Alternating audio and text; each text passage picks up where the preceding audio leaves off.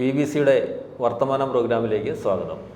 ഇന്ന് അതിഥിയായി എത്തിയിരിക്കുന്നത് മാധ്യമ പ്രവർത്തകനും അതുപോലെ തന്നെ അധ്യാപകനുമായ ശ്രീ ആൻ്റണി മുനിയറ സാറാണ്. മുനിയറ സാറിന് വർത്തമാനത്തിലേക്ക് സ്വാഗതം. വേഷമെനിക്കെന്തെന്ന് വിധിപ്പത് വിഭോ ഭവചിത്തം, വിശ്വപ്രിയമായി നടനം ചെയ്യുന്നത് വിധേയനൻ കൃത്യം. ഇടുക്കി ജില്ലയിലെ ഏറ്റവും മുതിർന്ന മാധ്യമപ്രവർത്തകൻ്റെ അരികിലാണ് ഞാൻ. സാബു നെയ്യശ്ശേരി. ഒരു കാലത്ത് സാബു മാത്യു നാഗമ്പടം എന്ന പേരിൽ ഫലിതബിന്ദു എഴുതിയവരാണ്. അങ്ങയുടെ പ്രവർത്തന വഴികളെക്കുറിച്ച് തിരയുമ്പോൾ വായനശാല പ്രവർത്തകനായി വായനശാലയിൽ ആദ്യമായിട്ട് കയ്യെഴുത്ത് മാസികയ്ക്ക് പരസ്യം പിടിച്ചിട്ടായിരുന്നു ഈ രംഗത്തെ സാംസ്കാരിക ജീവിതം ആരംഭിച്ചത്, അല്ലേ? തുടക്കം അങ്ങനെയാണെന്ന് വേണമെങ്കിൽ പറയാം. അത് എങ്ങനെയാണെന്ന് ചോദിച്ചാൽ, ഞാൻ പ്രീ ഡിഗ്രി ഒക്കെ കഴിഞ്ഞ് പ്രീ ഡിഗ്രി പറയുമ്പം SLCക്ക് അക്കാലത്ത് നമ്മൾ ഫസ്റ്റ് ക്ലാസ്, ഇന്നത്തെ ഡിസ്റ്റിങ്ഷനും A1 A+ ഒക്കെ പറഞ്ഞ പോലെ ഫസ്റ്റ് ക്ലാസ് നേടി. അന്ന് ഒരു 150ഓളം കുട്ടികളിൽ നിന്നും ഞങ്ങൾ 8-9 പേർക്കാണ് ഫസ്റ്റ് ക്ലാസ് ഉള്ളത്. അതിലൊരാളായിരുന്നു ഞാൻ. ജയിക്കാൻ വേണ്ടത് 210. ഇത് 360 ഫസ്റ്റ് ക്ലാസ്. അപ്പം ഈ ഫസ്റ്റ് ക്ലാസ് കിട്ടി തൊടുപുഴ ന്യൂമാൻ കോളേജിൽ പ്രീ ഡിഗ്രിക്ക് ചേർന്നെങ്കിലും ഫസ്റ്റ് ക്ലാസ് കിട്ടിയ ആൾ പ്രീ ഡിഗ്രിക്ക് മലയാളം മാത്രമേ ജയിച്ചുള്ളൂ. അവിടെയാണ് തുടക്കം. അപ്പം ഇതിനിടയിൽ ആദ്യം തന്നെ ചങ്ങനാശ്ശേരി SB കോളേജിലാണ് അവിടെ ചേർത്തത്. അപ്പോൾ അവിടെ സെക്കൻഡ് ഗ്രൂപ്പാണ് കിട്ടിയത്. അപ്പം ഡോക്ടറാകാൻ താല്പര്യമില്ല, എഞ്ചിനീയർ ആകാമെന്ന് പറഞ്ഞു. പക്ഷെ അവിടെ മാറി തന്നില്ല. അങ്ങനെയാണ് ന്യൂമാൻ കോളേജ് വരുന്നത്. അപ്പോൾ ആ പ്രീ ഡിഗ്രി പറഞ്ഞ കാലത്ത് ഈ പറഞ്ഞ പുതിയ സിനിമകളൊക്കെ ഇറങ്ങുന്നത് കണ്ടു കഴിഞ്ഞിട്ട് അതിൻ്റെ ഒരു അവലോകനം എഴുതി പത്രങ്ങൾക്ക് അയച്ചു കൊടുത്തെങ്കിലും ഒന്നും ഭാഗ്യം കൊണ്ട് പ്രസിദ്ധീകരിച്ചില്ല. അപ്പോൾ അങ്ങനെ പ്രീ ഡിഗ്രി പരാജയപ്പെട്ടു. അത് കഴിഞ്ഞ് ഞാൻ കോട്ടയത്ത് JDC കോപ്പറേറ്റീവ് ട്രെയിനിങ്ങിന് പോയി ചേർന്നു. അപ്പോൾ അവിടെ താമസിക്കുന്ന പ്രത്യേകിച്ച് ലക്ഷ്യം ഉണ്ടായിരുന്നു, എന്ത് പഠിക്കണമെന്ന് അറിയാൻ വയ്യാത്തൊരു കൗമാരക്കാരൻ. അതെ, പ്രത്യേകിച്ച് ഒരു ലക്ഷ്യമില്ല. അപ്പം വീട്ടിൽ നിന്ന് പറഞ്ഞു വന്നു കഴിഞ്ഞാൽ നമുക്ക് JDC പോയി സഹകരണ ബാങ്കിൽ ജോലി വാങ്ങാം എന്നുള്ള രീതിയിലാണ് പോകുന്നത്. അപ്പോൾ അങ്ങനെ JDCക്ക് പോയി കോട്ടയത്ത് നാഗമ്പടത്താണ് താമസിക്കുന്നത്. നാഗമ്പടത്തും ചുങ്കത്ത് പറഞ്ഞു, ചുങ്കം പഴയ സെമിനാർ റോഡിൽ. അപ്പോൾ ഇവിടെയെല്ലാം മലയാള മനോരമ, ദീപിക, മാതൃഭൂമി ഇങ്ങനെയുള്ള പത്രങ്ങളിൽ ജോലി ചെയ്യുന്ന സബ് എഡിറ്റർമാർ, അതുപോലെ തന്നെ അവിടുത്തെ പ്രിൻറ്റിങ് സെക്ഷനിലുള്ളവർ, ഇങ്ങനെയുള്ളവരായിരുന്നു കൂടുതൽ ആ മേഖലയിലായിരുന്നു അവർ താമസിക്കുന്നത്. അപ്പോൾ ഇവരുമായിട്ടുള്ള ചങ്ങാത്തത്തിൽ പത്രങ്ങളുമായിട്ടൊരു അടുപ്പം വരുന്നു. അപ്പോൾ അങ്ങനെ അവിടെ നിൽക്കുമ്പോഴാണ് ഈ മലയാള മനോരമ ആഴ്ചപ്പതിപ്പിലേക്ക് ഒരു ഫലിതം അയക്കുന്നത്. ഏതായാലും ഫലിതം പ്രസിദ്ധീകരിച്ചു. അന്നത്തെ കാലത്ത് 5 രൂപ ആദ്യമായിട്ടൊരു പ്രതിഫലം മണി ഓർഡറായിട്ട് വരുന്നു. ഫലിതം ഓർമ്മയുണ്ടോ? ആ ഫലിതം എന്ന് പറഞ്ഞു കഴിഞ്ഞാൽ ഈ ഇത്രേ ഉള്ളൂ. പെണ്ണ് കാണാൻ വന്ന ചെറുക്കൻ പെണ്ണ് കാണാൻ വരുന്നു. അപ്പം വന്ന ചെറുക്കൻ വീട്ടിൽ കയറാതെ പുറത്ത് നിൽക്കുവാണ്. അപ്പോൾ പെണ്ണിൻ്റെ അച്ഛൻ ദല്ലാളിൽ ചോദിച്ചു, എന്താ ചെറുക്കനകത്ത് കയറാത്തതെന്ന്. അപ്പം ദല്ലാൾ പറഞ്ഞു, അദ്ദേഹം പ്രൈവറ്റ് ബസ്സിലെ കിളിയാണെന്ന് ഞാൻ പറഞ്ഞിരുന്നല്ലോ. അത്രേ ഉള്ളൂ ഫലിതം. അതിനാണ് 5 രൂപ അന്നത്തെ കാലത്ത് കിട്ടുന്നത്. എനിക്ക് 15 രൂപ സമ്മാനം കിട്ടിയ ഒരു ഓർമ്മയുണ്ട് ഫലിതബന്ധം എഴുതിയിട്ട്. അതായത് ക്ലാസ്സിൽ അധ്യാപകൻ കുട്ടിയോട് ചോദിക്കുന്നു, HOW ഹൗ എപ്പോഴാണ് ഉച്ചരിക്കുന്നത്? അപ്പോൾ കുട്ടിയുടെ മറുപടി ചൂടൻ ചേമ്പോ കപ്പയോ ഒക്കെ തെറ്റുമ്പോൾ പശ്ചാത്തലത്തിൽ ഒരു കൊച്ചിങ്ങനെ വായി പൊളിച്ച് നിൽക്കുന്ന ഒരു ചിത്രം. അതോടുകൂടിയൊക്കെ നമ്മളിങ്ങനെ ഈ ഫലിതബന്ധുവിന് സമ്മാനം കിട്ടിയാൽ പിന്നെ നമ്മൾ മൊത്തം ഫലിതക്കാരനായി. കുഞ്ചൻ നമ്പ്യാരേക്കാൾ വലിയൊരാളായും തോന്നിയല്ലേ? അപ്പോൾ ഈ ആന്റണി സാറ് എങ്ങനെയാണ് ഈ മാധ്യമരംഗത്തേക്ക് വന്നതെന്നുകൂടെ പറയാമോ? ഞാൻ മാധ്യമരംഗത്തേക്ക് വരുന്നതിന് മുമ്പ് തന്നെ അങ്ങ് പറഞ്ഞതുപോലെ തന്നെ സമാനമായ ഒട്ടേറെ അനുഭവങ്ങൾ എനിക്കുണ്ട്. എന്തു പഠിക്കണമെന്നറിയാത്ത ഒരു കൗമാരകാലം. 10ാം ക്ലാസ് കഴിഞ്ഞു, നഗരത്തിലേക്ക് പോയി. നഗരത്തിൽ പ്രീ ഡിഗ്രി കഴിഞ്ഞ് കഴിഞ്ഞപ്പോഴേക്കുമാണ് വീട്ടിലത്തെ ഒരു പാരവശ്യം ബുദ്ധിമുട്ടുകളൊക്കെ മനസ്സിലാക്കിയപ്പോൾ എന്തെങ്കിലും ഒരു ജോലി കിട്ടണം. ഇപ്പോൾ അന്ന് കോപ്പറേറ്റീവ് ട്രെയിനിങ്ങിന് പോയതുപോലെ തന്നെ ഞാൻ ITI വെൽഡറാണ് പഠിച്ചത്. കളമശ്ശേരി ഗവൺമെൻറ് ITI വെൽഡർ പഠിച്ചു. സ്റ്റേറ്റിൽ ഫസ്റ്റ് റാങ്കോട് കൂടിയിട്ട് വെൽഡിങ് പാസ്സായി. അതോട് കൂടിയിട്ട് നന്ദ്യാട്ടുകുന്നത്തെ പറവൂർ ഇൻഡസ്ട്രിയൽ ട്രെയിനിങ് സെൻറ്ററിൽ 18 വയസ്സിൽ ITIയുടെ മാഷായി മാറി. അപ്പോൾ പിന്നെ നമ്മൾ ഇനിയിപ്പോൾ ഒന്നും നോക്കണ്ടെന്നൊക്കെ വിചാരിച്ച് 360 രൂപ ശമ്പളത്തിന് അവിടെ 5 വർഷക്കാലം ജോലി ചെയ്തു. അപ്പോഴാണ് ഞാൻ പ്രീ ഡിഗ്രി കഴിഞ്ഞിട്ട് ഡിഗ്രിക്ക് പഠിച്ചത്. അപ്പോൾ പ്രീ ഡിഗ്രി മാത്രമേ ഞാൻ കോളേജിൽ പോയി പഠിച്ചിട്ടുള്ളൂ. അപ്പോൾ ബാക്കിയെല്ലാം പ്രൈവറ്റായിട്ടാണ്. അങ്ങയുടെ ജീവിതാനുഭവങ്ങളിൽ ഇങ്ങനെ നോക്കുമ്പോഴാണെങ്കിലും ഇത്തരത്തിലുള്ള വഴിയിലൂടെ മുന്നോട്ട് പോയിട്ട് മാധ്യമപ്രവർത്തന രംഗത്തേക്ക് കുറേ വർഷങ്ങൾക്ക് ശേഷമാണ് അത് വരുന്നത്. എങ്ങനെയാണെന്ന് വെച്ച് കഴിഞ്ഞാൽ അതായത് JDC എല്ലാം കഴിഞ്ഞ് ഇങ്ങനെ ജോലി അന്വേഷിച്ച് നടക്കുന്നു. ഈ സമയത്താണ് ദീപിക രഞ്ജിനി ക്ലബ്ബ്, ഫാദർ ഇസഡം മൂഴൂരിൻ്റെ ദീപിക ആഴ്ചപ്പതിപ്പിൻ്റെ പത്രാധിപരായിരിക്കും. അദ്ദേഹത്തിൻ്റെ ഐഡിയയാണ് ഒരു ക്ലബ്ബ് എല്ലാ പഞ്ചായത്തുകളിലും. അപ്പോൾ അങ്ങനെ ഞാൻ നെയ്ശ്ശേരിയിൽ ഒരു രഞ്ജിനി ക്ലബ്ബ്, ദീപിക രഞ്ജിനി ക്ലബ്ബ് എന്ന് രൂപം കൊടുക്കുന്നു. അപ്പം അത് ഒരു കൊല്ലമൊക്കെ കഴിഞ്ഞപ്പോഴത്തേനും ആ ക്ലബ്ബ് വലിയ ദീപിക 1-2 മത്സരങ്ങളൊക്കെ നടത്തിയല്ലാണ്ട് പിന്നെ വലിയ കാര്യമായിട്ട്. പക്ഷേ ഞാൻ ആ ക്ലബ്ബ് NVK രജിസ്റ്റർ ചെയ്തുകൊണ്ട് അവിടെയുള്ള ആളുകളുടെ വോളിബോൾ, അതുപോലെ ബാക്കി ഈ ക്യാരംസ്, ചെസ് അങ്ങനെയുള്ള രീതിയിലേക്ക് വന്ന് കുറേ ആളുകളുടെ ഒരു രഞ്ജിനി ക്ലബ്ബ് ഇത് ചെയ്യുന്നു. അപ്പം ഇതിനിടയിൽ ഞാൻ മനോരമയിലൊരു പരസ്യം കണ്ട് സെയിൽസ്മാനായിട്ട് ആളെ ആവശ്യമുണ്ട്, SLCക്ക് ഫസ്റ്റ് ക്ലാസ് വേണമെന്നാണ് യോഗ്യത. അപ്പം എന്ത് ജോലിയാണെന്ന് അറിഞ്ഞില്ല, ഞാൻ അതിന് പോവുകയാണ്. അത് വൈപ്പിങ്കരയായിരുന്നു. അപ്പോൾ വൈപ്പിനിലുള്ള ഒലിയോ ബ്രെഡ് കമ്പനിയാണ്. അപ്പോൾ അവിടെ ഇൻ്റർവ്യൂവിന് ചെന്ന് കഴിഞ്ഞപ്പോഴാണ് ഈ SLC ഫസ്റ്റ് ക്ലാസ് പറഞ്ഞാക്കണതുകൊണ്ട് പ്രീ ഡിഗ്രി തോറ്റ ഒരാൾ ഞാനേ ഉള്ളൂ. ബാക്കി എല്ലാവരും തന്നെ PG അല്ലെങ്കിൽ ഡിഗ്രിയൊക്കെ ഉള്ളവരാണ്. സെയിൽസ്മാനായിട്ട്. സെയിൽസ്മാൻ. അപ്പം അത് ആ കമ്പനി തുടങ്ങിയ ആളെന്ന് വെച്ചാൽ യൂണിയൻ ബാങ്കിൽ ജോലി ഉണ്ടായിരുന്ന ഒരാളാണ്. അദ്ദേഹം ആ ജോലി രാജിവെച്ചിട്ട് ഒരു ചെറിയ സൈക്കിളും ഒരു പെട്ടിയുമായിട്ട് തുടങ്ങിയ കമ്പനിയാണ് ഒലിയോ. അപ്പോൾ ഞാൻ ചെല്ലുമ്പോൾ അദ്ദേഹത്തിന് 5 മെട്രോറിൻ്റെ വാന്, അതുപോലെ 15 പെട്ടി ഓട്ടോറിക്ഷകൾ, മാലിപ്പുറത്തെ ഇൻഡസ്ട്രിയൽ എസ്റ്റേറ്റിലാണ് ഈ സാധനം നിൽക്കുന്നത്. അപ്പോൾ അങ്ങനെ ഞാൻ എറണാകുളത്തും പരിസര പ്രദേശങ്ങളിലും ഓട്ടോറിക്ഷയിൽ റൊട്ടി വിറ്റ് നടന്നൊരു കാലമുണ്ട്. അപ്പോൾ ആ റൊട്ടി വിറ്റ് 2 ആഴ്ച അവിടെ ജോലി ചെയ്യും. അത് കഴിഞ്ഞ് നാട്ടിലേക്ക് വരും. അപ്പോൾ അത് വന്ന് ക്ലബ്ബ് പിള്ളേരൊക്കെ ആയിട്ട് ഉള്ള ഒരു കമ്പനിയെ കൂടി ആ ക്യാഷ് തിരിച്ചിട്ട് വീണ്ടും നമ്മൾ എങ്ങനെ പോകും. അങ്ങനെ ഒരു കൊല്ലത്തോളം അവിടെ ജോലി ചെയ്തിരുന്നു. അതിനിടയിൽ ഒരു ഇൻസിഡൻറ്റ് ഉണ്ടായാണ് ഞാൻ വീണ്ടും പഠിക്കാൻ പോകുന്നത്. ഞാൻ തിരുവനന്തപുരം അവർ കോളേജിൽ പോയി പ്രീ ഡിഗ്രി പൂർത്തിയാക്കും. അപ്പോൾ ഈ ഇടവേള എത്രയുണ്ടായിരുന്നു? നമ്മൾ പ്രീ ഡിഗ്രി കഴിഞ്ഞിട്ട് ശരിക്കും പറഞ്ഞു കഴിഞ്ഞാൽ 81-83 പാസ് ഔട്ട് കോഴ്സ് പൂർത്തിയാക്കുന്നത്. ഞാൻ 88 പ്രീ ഡിഗ്രി പിന്നീട് പാസ്സാകുന്നത്. അപ്പം തിരുവനന്തപുരം അവർ കോളേജിൽ പോയി ചേർന്ന്, എന്ന് വെച്ചാൽ കേരള യൂണിവേഴ്സിറ്റി ആയതുകൊണ്ടാണ് അങ്ങോട്ട് പോകുന്നത്. ഇവിടെ ഗാന്ധിജി യൂണിവേഴ്സിറ്റി വന്നത്. അപ്പോൾ അങ്ങനെ ഞാൻ വീണ്ടും പഠിക്കാനുള്ള മോഹവുമായി തൊടുപുഴ കോപ്പറേറ്റീവ് കോളേജിൽ ചേർന്നു, എക്കണോമിക്സ് BAക്ക്. അപ്പോൾ അവിടെ ഇത് എക്കണോമിസ്റ്റ് എന്നും സൗഹൃദം എന്നും പറഞ്ഞ് ചെറിയ ഓരോ മാസിക പ്രിൻ്റ് ചെയ്ത് കല്ലച്ചിൽ അടിക്കുന്ന മാസികകളാണ്. അപ്പം അത് ഇങ്ങനെ പോകുന്നു. ഇതിനിടയിൽ ഞാൻ മംഗളം പത്രത്തിൻ്റെ ഒരു ഏജൻറ്റും കൂടെ ആവും. അപ്പം പത്രത്തിൻ്റെ ഏജൻ്റാണെന്ന് വെച്ചാൽ പത്രപ്രവർത്തനത്തിലുള്ള ഒരു ചെറിയ താല്പര്യം അന്നേരം വന്നിട്ടുണ്ട്. അപ്പം ഈ പത്രാധിപരെ കാണാൻ വേണ്ടി ഇതിൻ്റെ പണം അടയ്ക്കാൻ തൊടുപുഴ അടയ്ക്കാവുന്നേ ഉള്ളൂ, കോട്ടയത്തിന് പോകും. അപ്പോൾ അങ്ങനെ അന്ന് KM റോയ് സാറ്, അതുപോലെ ജോയി തിരുമൂലവരും, R ഗോപികൃഷ്ണൻ, ഇങ്ങനെയുള്ള ആളുകളാണ് മംഗളത്തിൻ്റെ തലപ്പത്ത്. 1 രൂപയ്ക്ക് പത്രം എന്ന് പറഞ്ഞ് വർഗീസ് ചേട്ടൻ ഇറക്കിയ ആ കാലത്താണ് ഈ സംഭവം. അപ്പോൾ അങ്ങനെ ഞാൻ അവിടെ ചെല്ലുമ്പോൾ, ഒരു പ്രാവശ്യം ചെല്ലുമ്പം ഈ ഗോപികൃഷ്ണൻ സാർ എന്നോട് പറഞ്ഞു, എടാ കേരള കോൺഗ്രസിൽ ഒരു പിളർപ്പ് നടക്കുന്നുണ്ട്, പടിഞ്ഞാറക്കര ഓഡിറ്റോറിയത്തിൽ ഒരു യോഗം നടക്കുന്നുണ്ട്. PJ ജോസഫും R ബാലകൃഷ്ണനും പിളരുവാണ്. അപ്പോൾ ചെല്ലുവാണെങ്കിൽ ചിലപ്പം ഇടുക്കിയിൽ നിന്ന് പിള്ള ഗ്രൂപ്പിൽ ചേരാൻ ആൾ കാണില്ല, ഒരു സ്ഥാനം കിട്ടുമെന്ന്. അപ്പോൾ അങ്ങനെ ഞാൻ ഈ പടിഞ്ഞാറക്കര ഓഡിറ്റോറിയത്തിൽ ചെല്ലുന്നു. അപ്പോൾ ചെന്ന് കഴിഞ്ഞ് ഓരോ ജില്ലയ്ക്കും കൺവീനറായി വയ്ക്കുക. മറ്റ് ജില്ലകളിലെല്ലാം ഭയങ്കരമായ ഐഡിയയാണ്, പക്ഷേ ഇടുക്കി അതുപോലെ 1-2 ജില്ലകളിൽ ആളില്ല. അപ്പോൾ ഈ ബാലകൃഷ്ണൻ സാർ എന്നെ അടുത്തേക്ക് വിളിച്ചിട്ട് ചോദിച്ചു, എങ്ങനെ ഞാൻ ജില്ലാ കൺവീനർ ആകാമെന്ന് ചോദിച്ചു. അപ്പോൾ ഇതെന്നാന്ന് നമുക്കറിയാൻ പാടില്ല, ഞാൻ രാഷ്ട്രീയക്കാരനല്ല. അപ്പോൾ ഞാൻ പറഞ്ഞു ആയിക്കോളാമെന്ന് പറഞ്ഞു. അപ്പോൾ അന്ന് 89 പാർലമെൻറ്റ് തിരഞ്ഞെടുപ്പാണ്. പാലാ KM മാത്യു ആണ് ഇടുക്കിയിലെ സ്ഥാനാർത്ഥി. അപ്പോൾ എന്നെ ജില്ലാ കൺവീനറായിട്ട് അനൗൺസ് ചെയ്യുന്നു.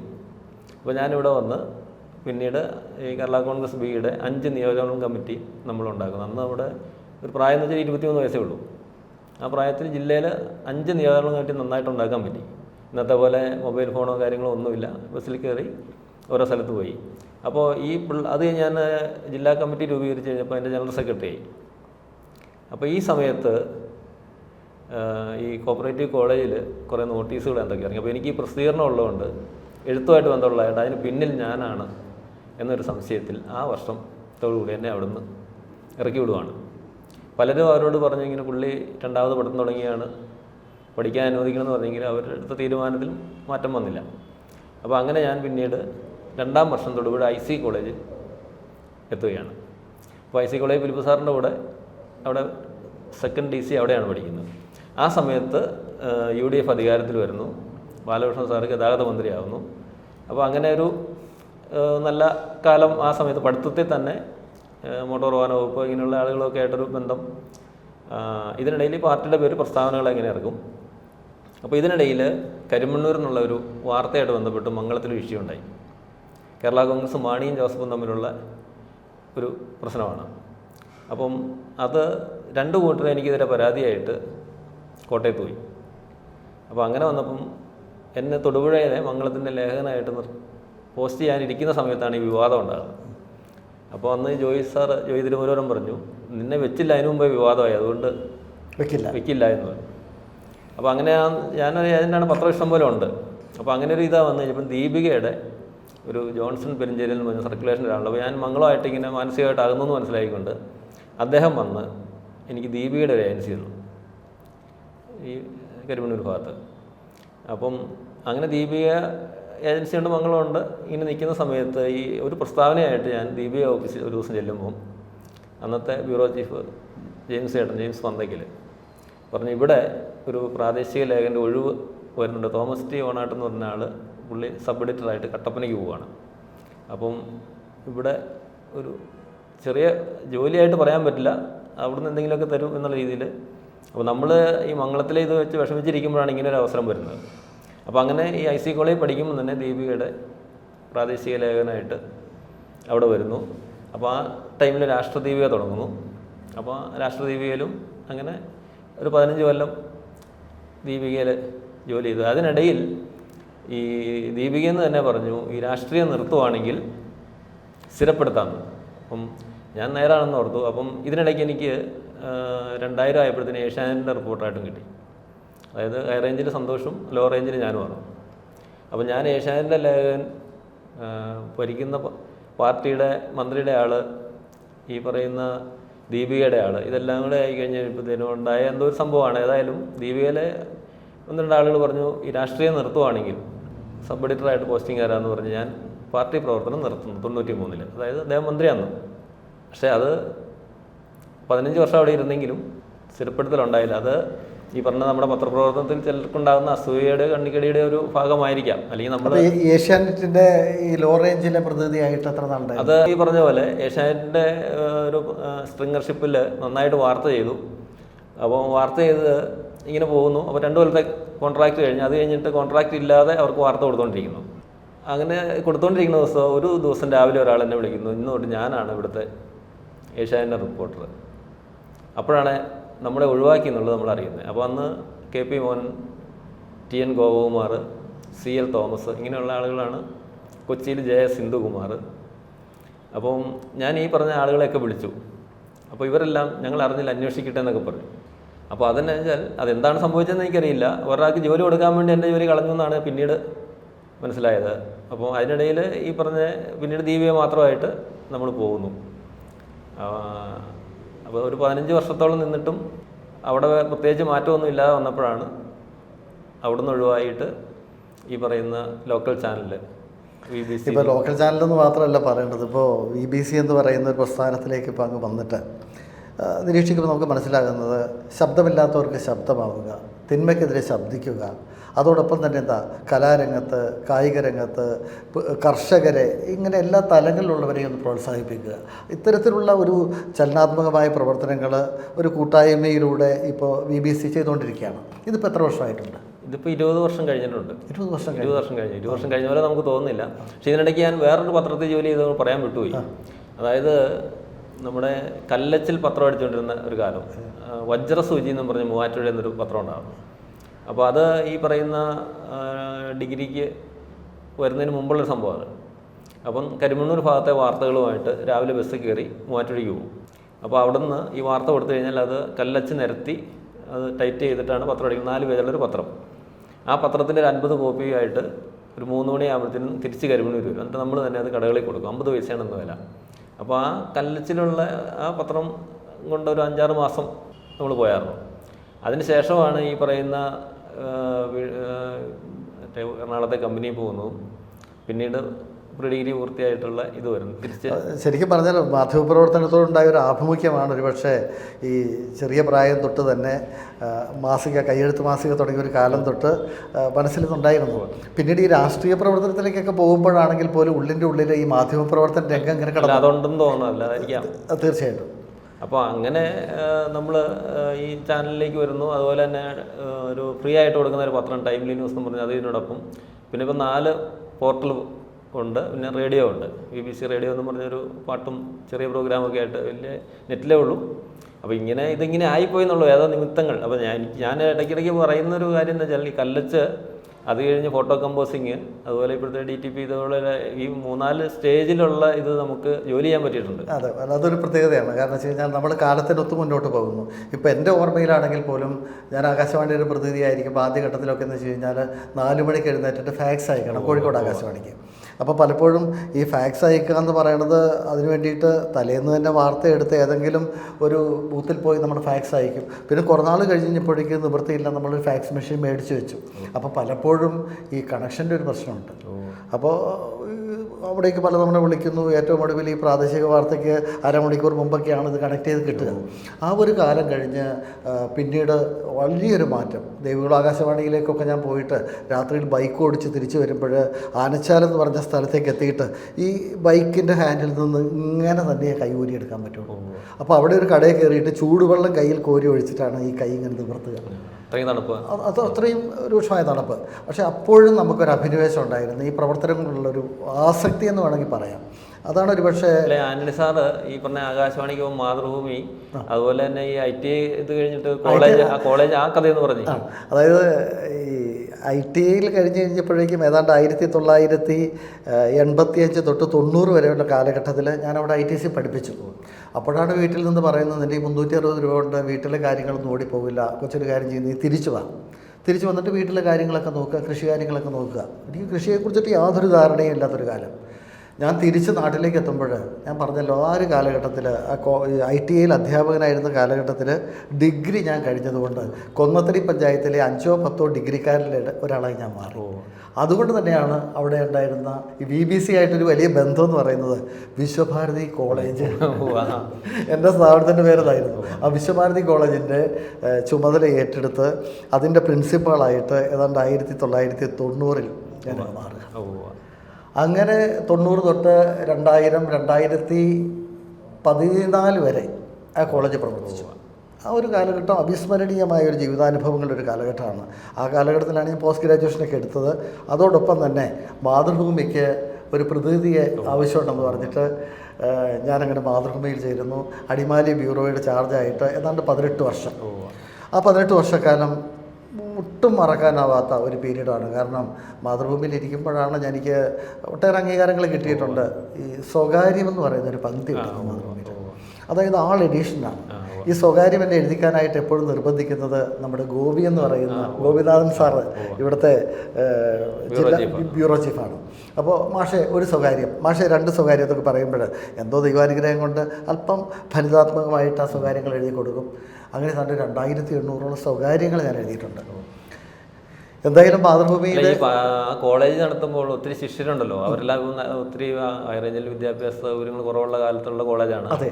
അപ്പോൾ അവരുടെ ഒരു പുരോഗതി കൂടെ ഇപ്പോഴും കണ്ടുകൊണ്ടിരിക്കുകയാണ്. തീർച്ചയായിട്ടും ഉണ്ട് സാറേ. കാരണം വെച്ച് കഴിഞ്ഞാൽ ഒരു കാലഘട്ടത്തിൽ ഈ കോളേജ് ഇരിക്കുന്നിടത്തുനിന്ന് 15 കിലോമീറ്റർ വരെ അകലെ നിന്ന് നടന്നു വരുന്ന കുട്ടികളുണ്ട്. അവരെ സംബന്ധിച്ചിടത്തോളം 10ാം ക്ലാസ് തോറ്റവരുണ്ട്. 10ാം ക്ലാസ് തോറ്റവർ 10ാം ക്ലാസ് പാസ്സാകും അവിടെ വെച്ചിട്ട്. അവർ പ്രീ ഡിഗ്രിക്ക് പഠിക്കും. പിന്നെ മാത്രമല്ല MA വരെ ഉണ്ടായിരുന്നു അവിടെ.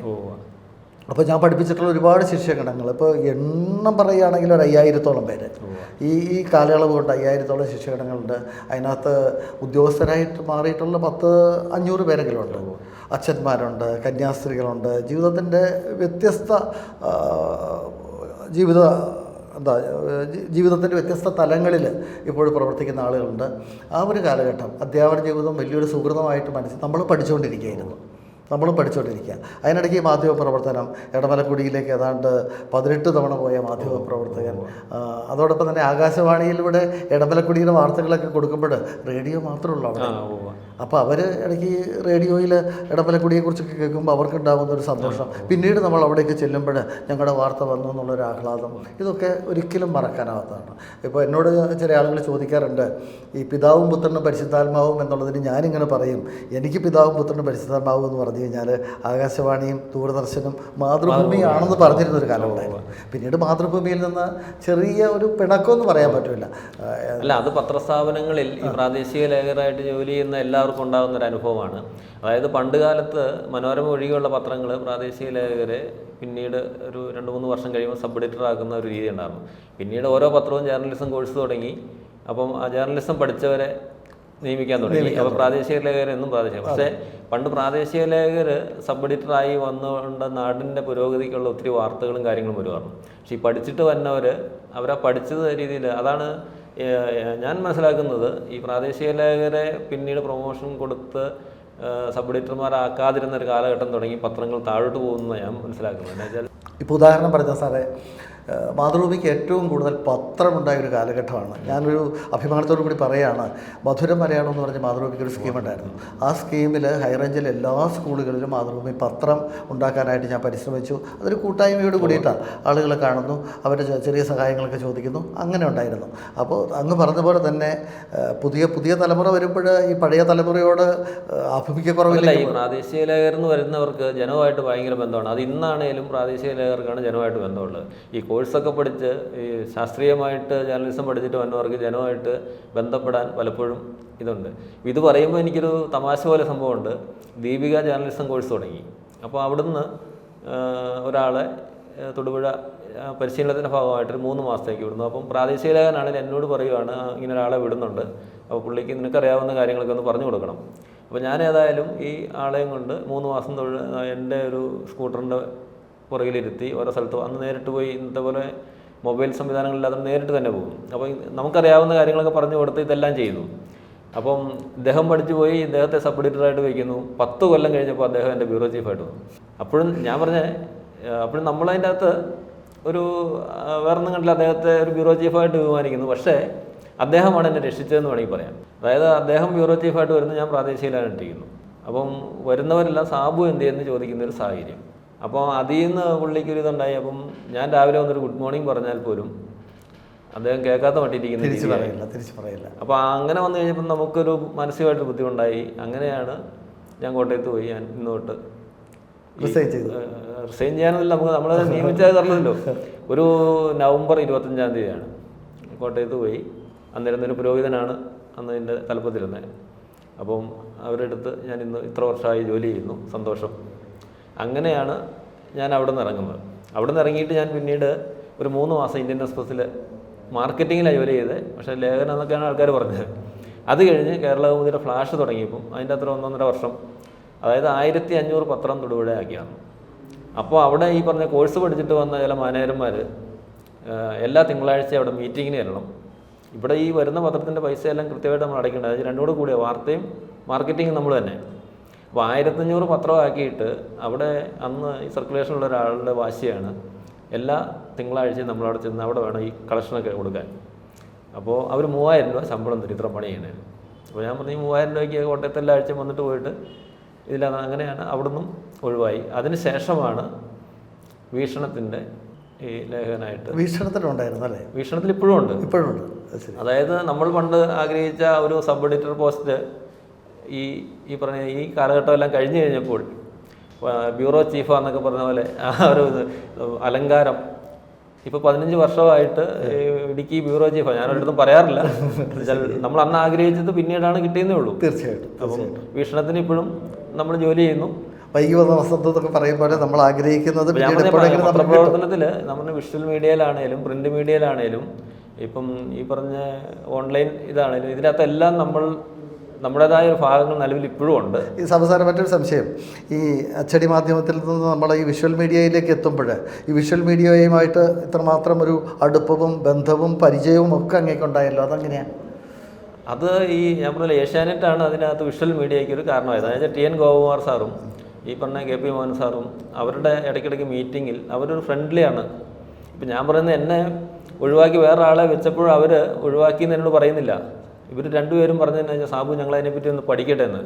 അപ്പം ഗോപകുമാർ സാറ് കാലയവനേക്കുള്ളിൽ മറിഞ്ഞു, മോഹൻ സാർ വേറെ എവിടെ ഉണ്ട്, പക്ഷേ ഇന്നേറെ നമ്മളോട് പറഞ്ഞിട്ടില്ല എന്ത് പറ്റിയെന്നുള്ളത്. അപ്പം ഞാൻ പറഞ്ഞ ആ ഏഷ്യാനെറ്റിൽ അവർ തന്നൊരു പരിശീലനമുണ്ട്, വാർത്ത എങ്ങനെ വേണമെന്നുള്ളത്. അതിൽ നിന്നാണ് നമ്മൾ ഈ പറയുന്ന ഒരു ലോക്കൽ ചാനലിൻ്റെ രീതിയിലേക്ക് വരുന്നതും. അത് ദീപികയിലെ കുറേ വാർത്തയൊക്കെ എടുത്തുകൊണ്ട് ശരിക്കും പറഞ്ഞാൽ ആദ്യം ഞാനൊരു CTV എന്ന് പറഞ്ഞൊരു വാർത്ത തൊടുപുഴ തുടങ്ങിയിരുന്നത്. ആർക്കും അധികം അറിയില്ല. ഒരു 3 മാസമേ പോയുള്ളൂ. അത് കമൽ സ്റ്റുഡിയോ എന്ന് പറഞ്ഞ് സന്തോഷം എന്ന് പറഞ്ഞ ഒരാൾ, പുള്ളിയാണ് ക്യാമറ എടുക്കുന്നത്. അപ്പോൾ അന്ന് കേബിളിൽ ഈ VCR വെച്ചാണ് ഈ വാർത്ത വിടുന്നത്. അപ്പോൾ ഒരു 15 മിനിറ്റ് വാർത്ത എഡിറ്റ് ചെയ്ത് വരുമ്പോൾ 3 മണിക്കൂർ എടുക്കും. അപ്പോൾ അവിടെ തൊടുപുഴയുള്ള ഈ ചാക്കോൻ ചേട്ടനും ബേബി ചേട്ടനും അവരുടെ കേബിളിലാണ് ഈ വാർത്ത നമ്മൾ CTV. അപ്പോൾ ഞാനെന്ന് പറഞ്ഞു ചാക്കോൻ ചേട്ടൻ ഒന്നുകിൽ ചാക്കോ നെറ്റ്വർക്കെന്നോ അല്ലെങ്കിൽ സിറ്റി നെറ്റ്വർക്കെന്നോ വേണമെങ്കിൽ സിക്ക് ഉപയോഗിക്കാമെന്നുണ്ട്. അപ്പോൾ അങ്ങനെ ഞങ്ങളൊരു 3 മാസം വാർത്ത ചെയ്തു. അതായത് ദീപിക എന്ന പ്രസ്താവനയൊക്കെ എടുത്ത് ഞാൻ തന്നെ വായിക്കുവാണ്. അത് കാണാതെ വായിക്കുവാണ്, അല്ലാണ്ട് വേറെ പ്രൊമോട്ടറൊന്നുമില്ല. അപ്പോൾ ഒരു 3 മാസം കഴിഞ്ഞപ്പോൾ ETV എന്ന് പറഞ്ഞ് ഇതേ കേബിളിൽ വേറൊരു വാർത്ത വരും. നമ്മുടെ വാർത്ത കഴിയുമ്പോൾ ETV വാർത്ത. അപ്പോൾ അത് നമ്മുടെ KK അനസ് ആണ് വാർത്ത വായിക്കുന്നത്. നമ്മുടെ ഇപ്പോഴത്തെ ഹൈദരലി, ബെന്നി, പുഷ്പ ഇവരൊക്കെ തുടങ്ങിയതാണ്. അപ്പോൾ ഈ കമൽ സന്തോഷ് എന്നോട് പറഞ്ഞു, ചേട്ടാ നമ്മുടെ വാർത്ത കഴിയുമ്പോൾ വേറൊരു വാർത്ത, പിന്നെ എന്തിനാ ഇത് തുടരണമെന്ന് ചോദിച്ചാൽ അങ്ങനെ ആ ആദ്യത്തെ തുടങ്ങിയ CTV ഞങ്ങൾ 3 മാസം കൊണ്ട് സ്റ്റോപ്പ് ചെയ്തു. അപ്പോൾ അത് കഴിഞ്ഞ് ആ 3 മാസം കൊണ്ട് നമുക്ക് കുറേ പരസ്യങ്ങൾ നമ്മുടെ കയ്യിലുണ്ടാകും. അപ്പോൾ ഞാൻ പിന്നീട് ഈ പറഞ്ഞ ETV ആയിട്ട് കുറേ നാൾ സഹകരിച്ച് ആ പരസ്യങ്ങൾ അവർക്ക് കൊടുത്തു. അത്യാവശ്യം നല്ല പരസ്യങ്ങൾ നമ്മൾ കൊടുക്കുന്നുണ്ടായിരുന്നു. അതിൻ്റെ കൂടെ അവരുടെ വാർത്തയെ സഹായിക്കാൻ കൂടി ആ രീതിയിൽ അതിന് ശേഷമാണ് നമ്മൾ ഈ BBC എന്ന് പറയുന്ന ഇത് തുടങ്ങിയത്. ഇപ്പോൾ ഈ BBC എന്ന കൂട്ടായ്മയിൽ എത്രത്തോളം ആളുകളുണ്ട്? ഇപ്പം നിലവിൽ നമ്മുടെ ഇവിടെ ഒരു 10ഓളം ആളുകൾ നമ്മുടെ കൂടെ ഒപ്പമുണ്ട്. നമ്മൾക്ക് എവിടേക്കാണ് ഇത് എത്തുന്നത്? അല്ല, ഇപ്പം നമ്മൾ കൂടുതലും സോഷ്യൽ മീഡിയ ആയതുകൊണ്ട് എല്ലായിടത്തും ലോകത്തെവിടെ എത്തുന്ന രീതിയിലേക്ക് വന്നല്ലോ. കേബിളിൽ നമ്മൾ ഇപ്പം എക്സ്ട്രാ എന്ന് പറഞ്ഞൊരു നെറ്റ്വർക്ക് ഉണ്ട്, അതിൻ്റെ അകത്താണ് പോകുന്നത്. മറ്റേ കേരള വിഷനൊക്കെ അവരുടെ ലോക്കൽ ചാനൽ എന്നുള്ള രീതി വന്നുകൊണ്ട് അപ്പോൾ നമ്മളിപ്പോൾ ഫേസ്ബുക്കും വാട്സാപ്പിലൂടെ ഇട്ട് നമുക്ക് അത്യാവശ്യം എല്ലായിടത്തും പ്രേക്ഷകരുന്നത് നമ്മൾ ലോകമെങ്ങും ആയല്ലോ. അപ്പോൾ അതുകൊണ്ട് ലോക്കൽ എന്ന് പറയേണ്ട കാര്യമില്ല. ഇപ്പോൾ ഈ ആന്റണി സാറിൻ്റെ ഈ പറയുന്ന ആകാശവാണിയിലെ ഇത് പറഞ്ഞു. അപ്പോൾ ഇടയ്ക്ക് ദൂരദർശനം ഉണ്ടാകുന്നല്ലോ, അതിൻ്റെ കൂടെ കാര്യങ്ങളെന്ന് പറഞ്ഞു. അപ്പോൾ ഈ ആകാശവാണിയുടെ പ്രതിനിധികൾ സ്വാഭാവികമായിട്ട് ദൂരദർശൻ്റെയും കൂടി പ്രതിനിധികളാണ്, പ്രസാർ ഭാരതിയുടെ കീഴിലാണല്ലോ. അങ്ങനെയാണ് ആകാശവാണിയിൽ നിന്ന് ഏതാണ്ട് 2005 തൊട്ട് തന്നെ എനിക്ക് തോന്നുന്നത് നമ്മുടെ മുൻ മുഖ്യമന്ത്രി അച്യുതാനന്ദൻ മൂന്നാറിൽ ഒഴിപ്പിക്കൽ നടപടികൾ നടത്തിക്കൊണ്ടിരുന്ന ആ കാലം തൊട്ട് തന്നെ കോട്ടയത്ത് നിന്ന് ടോമി മാങ്കൂട്ടം എന്ന് പറഞ്ഞ ഒരാളാണ് അത്രയും നാൾ വന്നുകൊണ്ടിരുന്നത്. അതിനുശേഷം പിന്നീട് ഞാനത് എടുക്കുകയും അന്ന് എൻ്റെ ഒരു ഓർമ്മ ഈ കാസറ്റിൽ ഇത് റെക്കോർഡ് ചെയ്തിട്ട് മൂന്നാറിൽ നിന്ന് വരുന്നൊരു മാട്ടുപ്പെട്ടി വണ്ടിയുണ്ട്. വൈകിട്ട് 10:30 ഞാൻ അടിമാലിയിൽ ഈ കാസറ്റ് ഡ്രൈവറുടെ കൈ കൊടുക്കും. എന്നിട്ട് ഞാൻ തമ്പാനൂർ സ്റ്റേഷനിൽ നമ്മുടെ ഒരു സുഹൃത്തിനോട് പറഞ്ഞു, ഈ സ്കൂട്ടിക്ക് ഈ കാസറ്റ് വാങ്ങിച്ചിട്ട് കുടപ്പനക്കുന്നി കൊണ്ട് കൊടുക്കണം. അങ്ങനെ ഒരു 3 വർഷക്കാലം. അല്ല, ഞാൻ ഏഷ്യാനെറ്റ് ചെയ്തു അങ്ങനെയാണ്. അതെ, അതായത് തൊടുപുഴ എറണാകുളം ബസ്സിൽ ഇവിടുന്ന് ഡ്രൈവർ അല്ലെങ്കിൽ കണ്ടക്ടറെ കൊടുക്കും. അത് ഏഷ്യാനെറ്റിൽ നിന്ന് ആൾ വന്ന് എടുക്കുമായിരുന്നു. അപ്പോൾ ഈ തൊടുപുഴ എറണാകുളം ചെയിൻ എന്നൊക്കെ പറയുമ്പോൾ അതിൻ്റെ അകത്തൊരു കഥയുണ്ട്. തൊടുപുഴ എറണാകുളം ചെയിനും തൊടുപുഴ കോട്ടയം ചെയിനും ഞാൻ ഈ പറഞ്ഞ കേരള കോൺഗ്രസ് ബിയുടെ ഭാരവാഹിയായി നടന്ന കാലത്തുണ്ടായൊരു സംഭവമാണ്. അതായത് ബാലകൃഷ്ണ സാർ മന്ത്രിയായപ്പോഴാണ് തൊടുപുഴ എറണാകുളം അത് പാർട്ടി പ്രവർത്തനമായിട്ട് ബന്ധപ്പെട്ടുണ്ടായ ചില ബസ് ഉടമകളുമായിട്ടുണ്ടായ ചില പ്രശ്നങ്ങളിൽ നിന്നും പറയുകയാണെങ്കിൽ ബസ് ഉടമയെ ഉപദ്രവിക്കാൻ വേണ്ടി എന്ന് വേണമെങ്കിൽ പറയാം. അപ്പോൾ അങ്ങനെയാണ് തൊടുപുഴ എറണാകുളം ചെയിൻ തുടങ്ങുന്നത്. അപ്പോൾ ആ ചെയിൻ അന്നത്തെ MLA PT തോമസാണ് അനൗൺസ് ചെയ്യുന്നത്. അപ്പോൾ ഞങ്ങൾ ബാലകൃഷ്ണ സാറിൻ്റെ അടുത്ത് ഇരുന്നു, ഞങ്ങൾ അറിഞ്ഞില്ല, നമ്മുടെ അന്നത്തെ ഒരു ഇതില്ല. അപ്പം അദ്ദേഹം പറഞ്ഞു, ഒരു പണി തൊടുപുഴ കോട്ടയം ഒരെണ്ണം വേണമെന്ന് നിങ്ങൾ നിവേദനം തന്നു പറയാൻ പറ്റും. എന്തായാലും ഈ ആ ഒരു ചെറിയ പ്രശ്നത്തിൽ നിന്നുണ്ടായ 2 ചെയിൻ സർവീസുകൾ തൊടുപുഴ എറണാകുളം, തൊടുപുഴ കോട്ടയം ഇന്നും KSRTCക്ക് ലാഭകരമായിട്ട് വന്നു. അപ്പോൾ ഞാൻ പറഞ്ഞ് MLA MP ഒന്നും ആയില്ലേ പോലും ഒരു പാർട്ടി പ്രവർത്തനമായാലും നാടിന് വേണ്ടി പലതും ചെയ്യാം. പക്ഷേ ഇന്നുള്ളവർ അങ്ങനെ ചിന്തിക്കുന്നില്ല. എല്ലാവർക്കും MLA MP ആയാലും ചെയ്യാൻ പറ്റുള്ളൂ. ഞാൻ പറഞ്ഞ ഞാനൊന്നും ആയിട്ടില്ല, പക്ഷേ നമ്മുടെ ഒരു ഐഡിയയിൽ വന്ന ഒരു സാധനമാണ്. പലപ്പോഴും ശബ്ദമില്ലാത്തവർക്ക് വേണ്ടിയിട്ട് നമ്മൾ ശബ്ദിക്കുന്നുവെന്നോ അല്ലെങ്കിൽ നിശബ്ദമായിട്ട് നമ്മൾ പ്രവർത്തിക്കുമ്പോൾ ചില തരത്തിലുള്ള പുരോഗതി നമ്മുടെ നാടിനുണ്ടാകുന്നു എന്നൊക്കെ വേണം നമുക്ക് ഇത് കേൾക്കുമ്പോൾ മനസ്സിലാക്കുമ്പോൾ നമുക്ക്. നമ്മളിപ്പോൾ ഉള്ള ഒരു സ്ഥാനത്തിന് വേണ്ടിയാണുള്ള പ്രശ്നം. എല്ലാ രാഷ്ട്രീയ പാർട്ടിയിലുള്ള ഒരു സ്ഥാനം കിട്ടിയിട്ട് വേണം നാടിന് വേണ്ടി പ്രവർത്തിക്കാനാണ്. ഒരു സ്ഥാനവും വേണ്ട. ഒരു രാഷ്ട്രീയ പാർട്ടി പ്രവർത്തകനാണെങ്കിൽ സ്ഥാനം ഇല്ലേലും നാട്ടിൽ എന്തെല്ലാം ചെയ്യാൻ പറ്റും. പക്ഷേ ഇന്ന് എല്ലാവരും സ്ഥാനത്തിന് വേണ്ടിയാണ്, അല്ലാണ്ട് പ്രവൃത്തി ചെയ്യാൻ വേണ്ടിയല്ലോ. അതിൻ്റെ ഒരു അപജയങ്ങളാണ് ഇപ്പം നമ്മുടെ നാട്ടിൽ നടന്നുകൊണ്ടിരിക്കുന്നത്. ഇപ്പം അങ്ങ് ഔദ്യോഗികമായിട്ട് എന്തെല്ലാം സ്ഥാനങ്ങളിലുണ്ട്? അല്ല, സ്ഥാനം എന്ന് പറഞ്ഞു കഴിഞ്ഞാൽ ഈ പറഞ്ഞ പത്രപ്രവർത്തനമാണ് നമ്മുടെ മെയിൻ. അതിനിടയിൽ ഇത് പറയാതെ പോയൊരു കാര്യമുണ്ട്. ഞാൻ 1989 തൊട്ട് ഒരു LIC ഏജൻ്റാണ്. അതായത് നമ്മൾ അങ്ങോട്ട് അധികം ആൾക്കാരോട് ചോദിക്കാറില്ല. സാറിന് LIC ഏജൻ്റ് വരുമ്പോൾ ആൾക്കാർ ഓടുമല്ലോ. പക്ഷെ നമ്മളെ അറിയാവുന്ന ചിലർ എല്ലാ വർഷവും ഒരു 12 എണ്ണം ചേർക്കാനുള്ളത് കിട്ടും. അപ്പം ഈ LIC ഏജൻസി കളയാതെ തന്നെ വെച്ചാൽ ഈ ദീപികയിൽ സ്ഥിരം ജോലിയല്ലോ. ഏത് ജോലി പോയാലും ഒരു ധൈര്യമാണ് LIC. അത് ഇപ്പം നമ്മൾ നിലവിലും LIC ഏജൻ്റാണ്. അപ്പം അതുകൂടാതെ ഉള്ളതെന്ന് വെച്ചാൽ അടുത്ത നാളിൽ ഈ KSRTC ഉപദേശക സമിതി അംഗമായിട്ട് ഒന്ന് നോമിനേറ്റ് ചെയ്തിട്ടുണ്ട്. അപ്പോൾ അത് ഈ പണ്ട് KSRTC ഇരുന്നപ്പോൾ ചില ഫാസ്റ്റ് കേസുകളുമായിട്ട് വന്നിട്ട് ഹൈക്കോടതിയിൽ പാലാ കേന്ദ്രമായിട്ടുള്ള സെൻറ്റർ ഫോർ കൺസ്യൂമർ എഡ്യൂക്കേഷൻ്റെ ഇതിൽ നമ്മളും കക്ഷികളായിരുന്നു. അപ്പോൾ അതിൽ നിന്ന് കണ്ട് അന്നത്തെ MD ബിജു പ്രഭാകർ പുള്ളി കൊടുത്ത ലിസ്റ്റിൽ നിന്ന് കണ്ടാണ് വന്നത്. അപ്പോൾ ആളുകൾ പറയുന്നു മറ്റേ അച്ഛൻ്റെ മകൻ മന്ത്രിയായപ്പോൾ പഴയ ബന്ധത്തിൽ വന്നതാണ്, അതെന്തോ ആയിക്കോട്ടെ, ഇത് നമുക്ക് കുഴപ്പമില്ല. ഏതായാലും ഉപദേശക സമിതി അംഗം എന്നുള്ളൊരു ഇതുണ്ട്, പ്രവർത്തിക്കുന്നുണ്ട്.